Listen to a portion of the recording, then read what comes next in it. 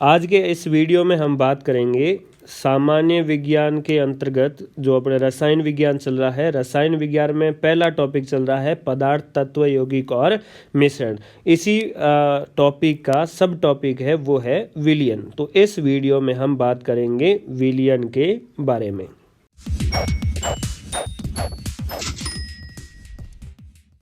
तो विलयन क्या है? विलयन है दो या दो से अधिक अलग अलग पदार्थों के समांग और स्थायी मिश्रण होता है। उस स्थायी मिश्रण को क्या कहा जाता है? विलयन कहा जाता है। जो सामान्यतः, ध्यान रखना, जो सामान्यतः कैसा होता है? तरल होता है और पारदर्शी होता है। सामान्यतः तरल और कैसा होता है? पारदर्शी। और मिश्रण कैसा होता है? समांग मिश्रण होता है।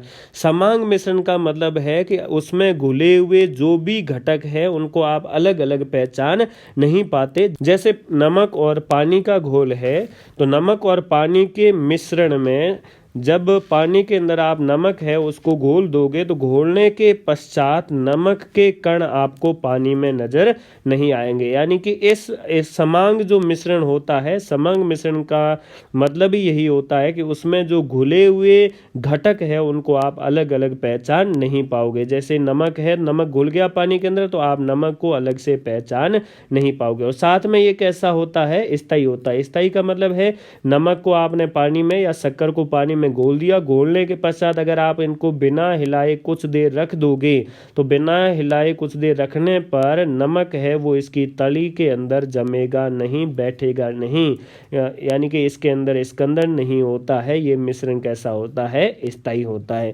कुछ विलयन का एग्जाम्पल हो जाएंगे: सोडा वाटर, नींबू शिकंजी, नमक और पानी का घोल, हवा। हवा भी क्या है? एक विलयन है, या हवा एक मिश्रण है। अब विलयन के गुण क्या है? तो पहला गुण है कि विलयन एक समांगी मिश्रण है। विलयन कैसा मिश्रण है? समांगी। समांगी मिश्रण का मतलब है इसमें घुले हुए सभी घटक है उनको आप अलग अलग पहचान नहीं पाते हैं। फिर दूसरा है विलयन के कणों का व्यास 1 नैनोमीटर होता है। अर्थात विलयन के जो कण है, मिक्स होने के बाद इसके कण है, इनका जो व्यास कितना होता है? 1 नैनोमीटर। बहुत ही छोटे होते हैं। 1 नैनोमीटर का मतलब है 10⁻⁻9 मीटर। बहुत ही छोटे। 1 नैनोमीटर का मतलब होता है 10⁻⁻9 मीटर। इसके कण इतने छोटे होते हैं कि इनको हम नग्न आंखों से देख नहीं पाते। यानी कि इन विलयन के कणों का व्यास 1 नैनोमीटर होता है, इसलिए इन्हें नग्न आंखों से देखा नहीं जा सकता। फिर है विलयन के कण प्रकाश की किरण को फैलाते नहीं है। विलयन के कण वो प्रकाश की किरण को फैलाते नहीं है, इसलिए इसमें प्रकाश मार्ग नजर नहीं आता। प्रकाश, अगर मान लीजिए ये जो इस ग्लास है, तो इस ग्लास के अंदर कोई विलयन भरा हुआ है। अब इसके अंदर आप अगर कोई प्रकाश की किरण गुजारोगे तो वो प्रकाश की किरण इसके अंदर से नजर नहीं आएगी, इसके अंदर ऐसे जाते हुए नजर नहीं आएगी। और नजर क्यों नहीं आएगी? क्योंकि विलयन के कण है वो प्रकाश की किरण को फैलाते नहीं है। दूसरा है, अगला है विलयन के कणों को छाना नहीं जा सकता है। विलयन के कण है इनको आप छान नहीं सकते, छलनी से छान नहीं सकते, अलग अलग नहीं कर सकते। विलयन को शांत छोड़ने पर विलय के कण है वो नीचे नहीं बैठते। अर्थात विलयन कैसा होता है? स्थायी होता है। बिना हिलाए डुलाए अगर आप विलयन को रख दोगे तो इसके कण अपने आप नीचे नहीं बैठेंगे। और अगला जो विलयन का गुण आ जाता है कि विलयन है इसके घटक होते हैं 2। विलयन के मुख्य रूप से कितने घटक होते हैं? 2 घटक होते हैं। पहला घटक कहलाता है विलायक और जो दूसरा घटक है वो कहलाता है विलेय। विलायक क्या होता है? विलायक वह पदार्थ होता है जो ज्यादा मात्रा में होता है और जिसमें किसी चीज को घोला जाता है। विलयन में उपस्थित वो पदार्थ जो अपेक्षाकृत अधिक मात्रा में उपस्थित होता है तथा जो घोलने का कार्य करता है। अर्थात जिसमें किसी चीज को घोला जाता है उसे क्या कहा जाता है? विलायक कहते हैं। और विलेय क्या होता है? तो विलेय विलयन में उपस्थित वह पदार्थ होता है जो अपेक्षाकृत कम होता है, यानी कि जिसकी मात्रा कम होती है और जिसे क्या किया जाता है? घोला जाता है। जिस पदार्थ को आप घोल रहे हैं वो तो कहलाता है विलेय, और जिसके अंदर घोल रहे हैं वो क्या कहलाता है? विलायक। जैसे आपके पास 2 चीज है, एक तो है पानी और दूसरा क्या है? शक्कर। अगर आप शक्कर को पानी के अंदर मिक्स कर रहे हैं और पानी आपके ज्यादा मात्रा में है, पानी आपके ज़्यादा मात्रा में है और पानी के अंदर शक्कर को मिक्स कर रहे हैं, तो शक्कर है वो क्या कहलाएगी, शक्कर विलेय कहलाएगी। जबकि शक्कर विलेय कहलाएगी, जबकि पानी है वो क्या कहलाएगा, तो पानी है वो विलायक कहलाएगा, क्योंकि हम पानी के अंदर शक्कर को क्या कर रहे हैं, घोल रहे हैं। तो जिस पदार्थ के अंदर कोई चीज़ घोली जाती है वो पदार्थ क्या कहलाता है, विलायक, और सामान्यतः ये ज़्यादा मात्रा में होता है। और विलेय क्या है, तो विलेय जो कम मात्रा में होता है जिसको हम क्या कर रहे हैं, घोल रहे हैं। जैसे एग्जाम्पल के शक्कर, नमक और चीनी, ये तो क्या कहलाते हैं, विलेय। और जल, ether, benzene, naphtha, chloroform, alcohol, carbon tetrachloride, ये सारे के सारे क्या कहलाते हैं, विलायक कहलाते हैं। एक चीज़ हमेशा ध्यान रखना, ये क्वेश्चन पूछा जाता है कि जल एक सर्वोच्च और सार्वत्रिक विलायक है। क्यों? क्योंकि जल का जो डाई इलेक्ट्रिक स्थिरांक है उसका मान क्या होता है, अधिक। जल के डाई इलेक्ट्रिक स्थिरांक का मान अधिक होने के कारण जल को क्या कहा जाता है, सार्वत्रिक विलायक भी कहा जाता है। ये जो विलयन के गुण है, इस विलयन के गुण से प्रश्न किस तरह आएगा, तो प्रश्न पूछा जाएगा निम्न में से कौन सा कथन सत्य है या कौन सा कथन असत्य है, और उसमें आपको 4 कथन दे दिए जाएंगे और पूछ लिया जाएगा कि कौन सा कथन सत्य है या असत्य है। नेक्स्ट विलयन के प्रकार आ जाते हैं कि विलयन कितने प्रकार का होता है। तो विलयन सामान्यतः निम्न प्रकार का होता है, जिसमें पहला आ जाता है ठोस विलयन। ठोस का विलयन का मतलब है कि जो विलयन के दोनों घटक क्या हो, ठोस हो। जब विलयन के दोनों घटक ठोस हो तो ऐसे विलयन को क्या कहा जाता है, ठोस विलयन कहा जाता है। जैसे मिश्र धातुएं ठोस विलयन है, जिसमें पीतल में देख लो 30% जिंक है और 70% कॉपर है, तो यहाँ पर विलायक कौन सा हो जाएगा, कॉपर। ये कॉपर क्या कहलाएगा, कॉपर कहलाएगा विलायक, क्योंकि कॉपर है ज़्यादा मात्रा में। और कॉपर के अंदर हम किसको मिक्स कर रहे हैं, तो कॉपर के अंदर मिक्स कर रहे हैं जिंक को, तो जिंक क्या कहलाएगा, यहाँ पर जिंक कहलाएगा विलेय। ये कॉपर विलायक हो गया और जिंक यहाँ पर क्या कहलाएगा, तो जिंक है वो कहलाएगा विलेय।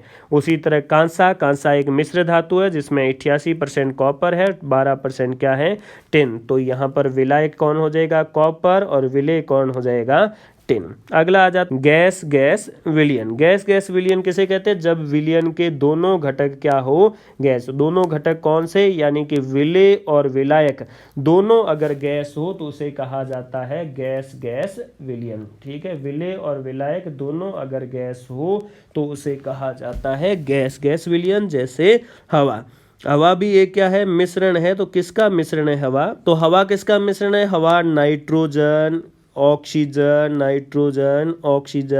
कार्बन डाइऑक्साइड और आर्गन, ये ऐसी कुछ गैसों का क्या है, हवा मिश्रण है। और इसमें सबसे ज़्यादा कौन है, तो सबसे ज़्यादा नाइट्रोजन है। तो हम कह सकते हैं कि नाइट्रोजन यहाँ पर विलायक हो जाएगी और बाकी सारे क्या हो जाएंगे, विलेय। नेक्स्ट आ जाता है ठोस द्रव या फिर ठोस तरल विलयन। ठोस तरल विलयन क्या है, तो वैसा विलयन जिसमें एक घटक तो ठोस हो और एक घटक क्या हो, द्रव। यानी कि विलेय या तो ठोस हो या द्रव, या फिर विलायक ठोस हो और द्रव। जैसे नमक तथा पानी का घोल।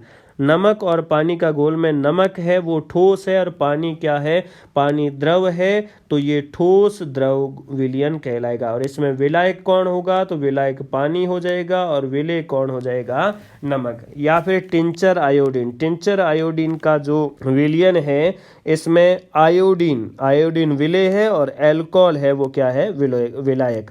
और आयोडीन यहाँ पर ठोस अवस्था में है, जबकि अल्कोहल किस अवस्था में है, द्रव अवस्था में, इसलिए इसको क्या कहा जाता है, ठोस द्रव या ठोस तरल विलयन। नेक्स्ट आ जाता है गैस द्रव या गैस तरल विलयन। इस प्रकार के विलयन का मतलब होगा कि एक यहाँ पर घटक है वो गैस होना चाहिए और दूसरा घटक है वो कैसा होना चाहिए, द्रव होना चाहिए। ऐसा विलयन जिसका एक घटक गैस हो तथा दूसरा घटक द्रव हो, वैसा विलयन क्या कहलाता है, गैस द्रव विलयन कहलाता है। जैसे सोडा वाटर। सोडा वाटर या फिर जैसे कोका कोला, पेप्सी, मिरिंडा, इसके अंदर क्या होता है कि गैस मिली होती है। फिर आ जाता है संतृप्त विलयन। संतृप्त विलयन ऐसा विलयन होता है जिसमें विलय की अधिकतम मात्रा घुली हुई हो तथा इसके बाद और अधिक विलय को विलायक में घोला नहीं जा सकता हो तो वह विलयन कैसा कहलाता है? संतृप्त विलयन कहलाता है। मान लीजिए आप एक पानी के ग्लास के अंदर कुछ शक्कर है, वो शक्कर को घोल रहे हैं। आप शक्कर को घोलते जाए, एक कंडीशन ऐसी आएगी कि उसके बाद शक्कर इसके अंदर घुलनी बंद हो जाएगी, यानी कि शक्कर का अधिकतम मात्रा इसके अंदर घुल गई है। अब इसके अंदर और शक्कर नहीं घुलेगी, इस पानी के अंदर और शक्कर नहीं घुलेगी, तब इस विलयन को क्या कहा जाता है? संतृप्त विलयन कहा जाता है। दूसरा है असंतृप्त विलयन। असंतृप्त विलयन ऐसा विलयन होता है जिसमें विलय की मात्रा विलायक से कम हो और अधिक विलय को क्या किया जा सकता हो? घोला जा सकता हो। असंतृप्त विलयन कहलाता है। तो असंतृप्त विलयन का मतलब होगा कि पानी के अंदर शक्कर है वो थोड़ी सी घुली हुई है और आप उसको और घोल सकते हैं, आराम से और शक्कर डाल सकते हैं, तब उसे क्या कहा जाता है? असंतृप्त विलयन कहा जाता है। नेक्स्ट आ जाता है अति संतृप्त विलयन। अति संतृप्त विलयन ऐसा विलयन होता है जिसमें विलय की मात्रा या सांद्रता विलायक से अधिक हो तो अति संतृप्त विलयन कहलाता है। अब अगर उल्टा कर दे कि हम शक्कर के अंदर पानी घोल दे, बहुत सारी शक्कर है और उसके अंदर थोड़ा सा पानी डाल दे, तो इसका मतलब हमने विलायक की मात्रा कम ली है और विलय की मात्रा ज़्यादा ली। नॉर्मली जल है उसको सार्वत्रिक विलायक माना जाता है, तो विलायक की मात्रा तो हमने कम ले ली और विलय की मात्रा ज़्यादा ले ली है, तब उसे क्या कहा जाता है? अति संतृप्त विलयन कहा जाता है। यानी कि आपने जल के अंदर जो शक्कर मैक्सिमम घुल सकती थी, जल के अंदर चीनी जितनी घुल सकती थी उससे भी ज़्यादा आपने चीनी डाल दी और अब वो चीनी घुल नहीं रही है, इसके अंदर यहाँ पर तली में इकट्ठा होकर पड़ी है और इसके अंदर मिक्स नहीं हो रही है, तब ऐसा विलयन है वो क्या कहलाएगा? अति संतृप्त विलयन कहलाएगा। तो नेक्स्ट आ जाता है अम्लीय विलयन। अम्लीय विलयन किसे कहेंगे? ऐसा विलयन जिसमें कोई अम्ल उपस्थित हो, यानी कि ऐसा विलयन जिसमें H+, देखो अम्ल किसे कहा जाता है? अम्ल वे पदार्थ होते हैं जो जल में मिलाने पर कौन सा आयन देते हैं? H+ आयन देते हैं। तो अगर जल में H+ आयनों की सांद्रता अधिक हो तब इस प्रकार का जो विलयन है उसे हम क्या कहेंगे? अम्लीय विलयन कहेंगे। दूसरा आ जाता है क्षारीय विलयन। क्षारीय विलयन ऐसा विलयन होता है जिसमें क्षार उपस्थित हो, अर्थात हम कह सकते हैं ऐसा विलयन जिसमें OH- आयन की सांद्रता अधिक हो, क्या कहलाता है? क्षारीय विलयन कहलाता है। क्षार वे पदार्थ होते हैं जो कि जल में कौन सा आयन देते हैं? OH- आयन देते हैं। तो जिस विलयन में OH- आयन की सांद्रता अधिक होगी, ज़्यादा मात्रा में OH- आयन प्रेजेंट होंगे, उसे हम क्या कहेंगे? क्षारीय विलयन कहेंगे। और अगर ऐसा विलयन है जिसमें H+ और OH- की सांद्रता बराबर हो, यानी कि जितने H+ आयन हो उतने के उतने OH- आयन हो, तब ऐसे विलयन को क्या कहा जाता है? उदासीन विलयन कहा जाता है। अगला आ जाता है सांद्र विलयन। सांद्र विलयन ऐसा विलयन होता है जिसमें विलायक में विलय की अधिकतम मात्रा घुली हुई हो।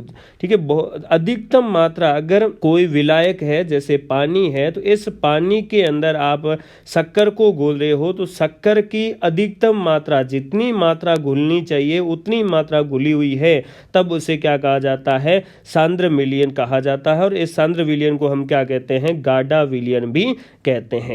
और अगर किसी सांद्र विलयन के अंदर जल मिला दिया जाता है तब उसे क्या कहा जाता है? तनु विलयन कहा जाता है। यहाँ तनु का अर्थ क्या होता है? तो तनु का अर्थ होता है पतला। ऐसा विलयन जो अपेक्षाकृत पतला हो, अर्थात विलायक में विलय की मात्रा कम हो, तब क्या कहलाता है?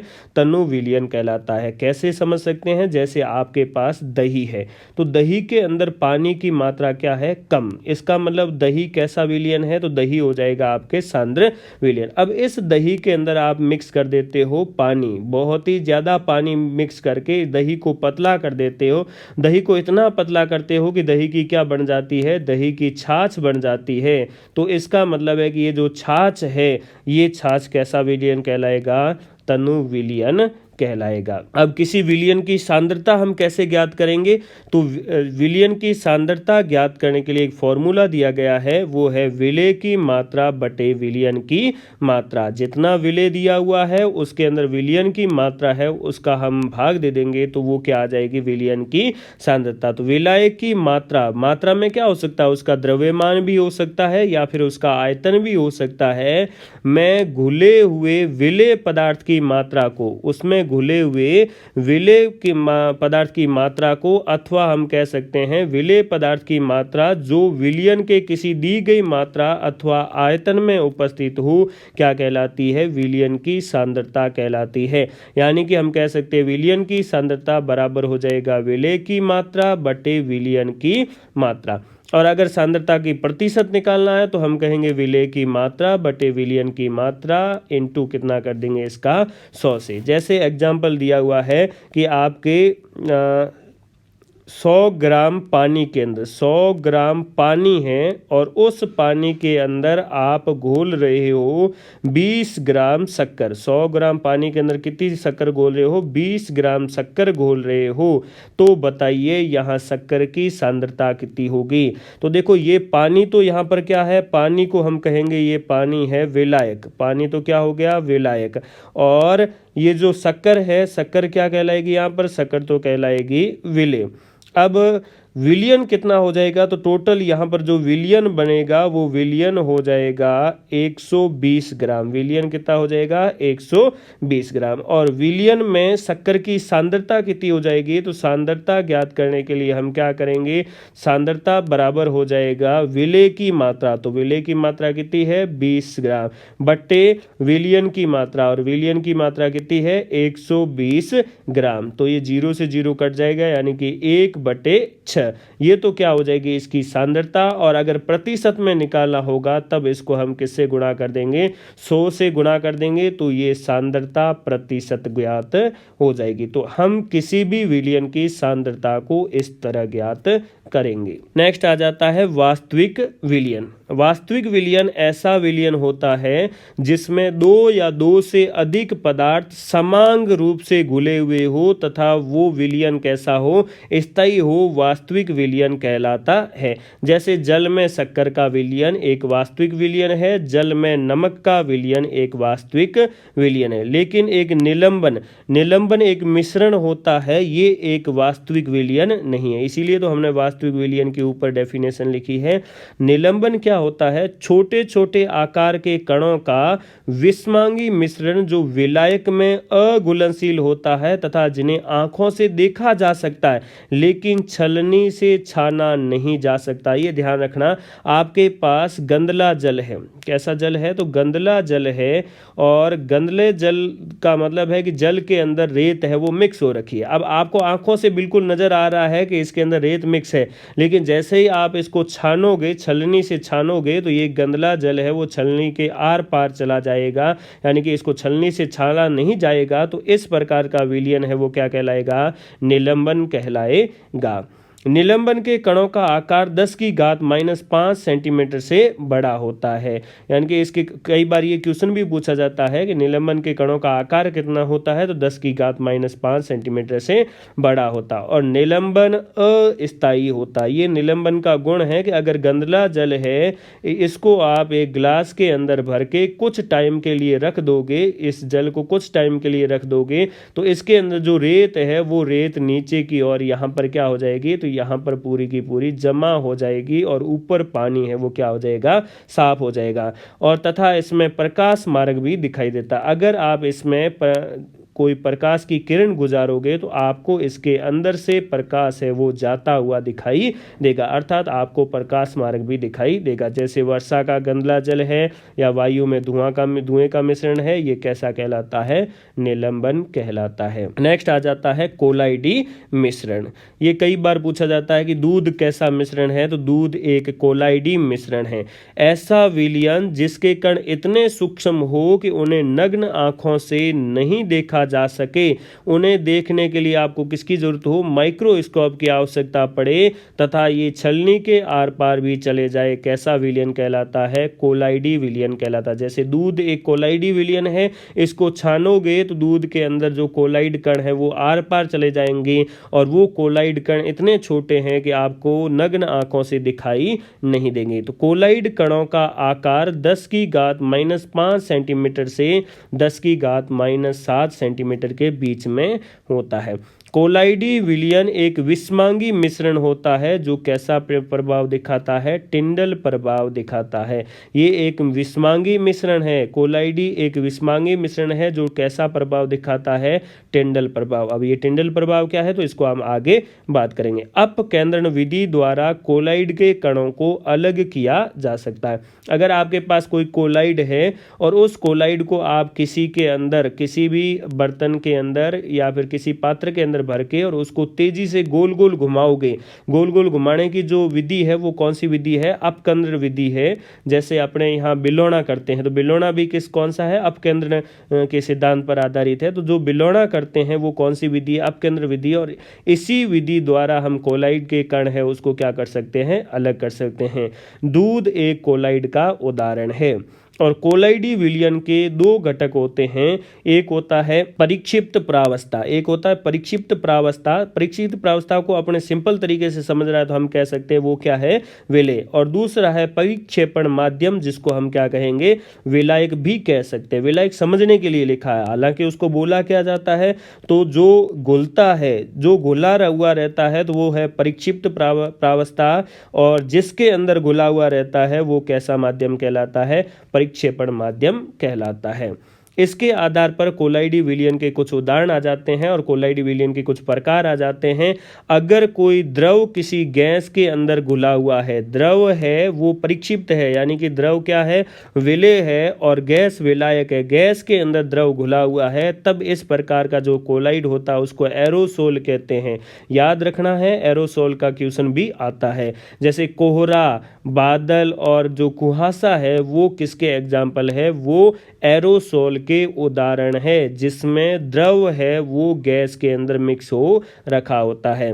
अगर कोई ठोस पदार्थ गैस के अंदर मिक्स हो रखा हो तो उसे भी क्या कहा जाता है, एरोसोल कहा जाता है। जैसे धुआं, धुएं के अंदर कार्बन के कण है वो वायु के अंदर मिक्स रहते, कार्बन के ठोस कण है वो गैस के अंदर मिक्स हुए रहते हैं। जैसे वाहन नितार, वाहन नितार का मतलब वाहन का भी धुआं। यदि कोई गैस है वो गैस द्रव के अंदर मिक्स हो रखा हो, यानी कि गैस तो है परिक्षिप्त प्रावस्था और परिक्षेपण माध्यम कौन सा है, द्रव, तब उसे क्या कहा जाता है, फोम कहा जाता है। जैसे सेविंग क्रीम, सेविंग क्रीम एक फोम का एग्जाम्पल है। यदि द्रव है वो किसी दूसरे द्रव के अंदर परिक्षिप्त माध्यम में हो तब उसे क्या कहा जाता है, इमल्सन कहा जाता है। जैसे दूध और फेस क्रीम ये किसका एग्जाम्पल है, इमल्सन का। ये इमल्सन भी याद रखना है। अगर ठोस है वो किसी द्रव के अंदर मिक्स हो रखा हो तब उसे सोल कहा जाता है। जैसे मिल्क ऑफ मैग्नीशिया और कीचड़, कीचड़ में ठोस कण है वो किसके अंदर मिक्स रहते हैं, द्रव के अंदर मिक्स रहते हैं। यदि गैस है वो किसके अंदर मिक्स हो, ठोस के अंदर मिक्स हो, तब उसे क्या कहा जाता है, तब उसे फोम कहा जाता है। जैसे फोम, रबर और स्पंज। यदि द्रव है वो ठोस के साथ मिक्स हो रखा हो तब उसे जेल कहा जाता है। जैसे जेली, पनीर और मक्खन, ये किसके एग्जाम्पल है, जेल के। और अगर ठोस के अंदर परिक्षेप हो रखा हो तब उसे ठोस सोल कहा जाता है। जैसे रंगीन रक्त, दूधिया और कांच। इसमें आपको जो याद रखना है वो याद रखना है, एक तो एरोसोल के बारे में और दूसरा किसके बारे में याद रखना है, इमल्सन के बारे में। हमने कहा कि कोलाइडी विलयन है वो कैसा प्रभाव दर्शाता है, टिंडल प्रभाव दर्शाता है। अब टिंडल प्रभाव क्या है, तो जब प्रकाश की किरणें कोलाइड कणों से टकराती है तो यह कण प्रकाश को फैला देते हैं और जिसके कारण प्रकाश मार्ग दिखाई देने लग जाता है और उसे क्या कहा जाता है, टिंडल प्रभाव कहा जाता है। अब देखो यहाँ जैसे ये खिड़की है और इस खिड़की से सूर्य का प्रकाश अंदर आ रहा था। अब इस कमरे के अंदर धुआं था और धुएं के अंदर धुआं था, मतलब कि वो एक कैसा विलयन था या एक कैसा माध्यम था, तो वो एक कोलाइड था। धुआं एक क्या था, कोलाइड था। तो धुएं के जो कण थे उन कणों ने क्या किया, प्रकाश है इस प्रकाश को फैला दिया, और फैलाने के कारण प्रकाश की किरणें आपको नजर आने लग गई, और इसी प्रभाव को क्या कहा जाता है, टिंडल प्रभाव कहा जाता है। और ऐसा का ऐसा प्रभाव आपको जंगल के अंदर भी नजर आता है। तो टिंडल प्रभाव के एग्जाम्पल क्या हो जाएंगे, आंखों की पुतलियों का रंग है, कमरे के छोटे छिद्र से प्रकाश पुंज का दिखाई देना, या घने जंगल में प्रकाश पुंज का दिखाई देना, ये टिंडल प्रभाव के एग्जाम्पल है।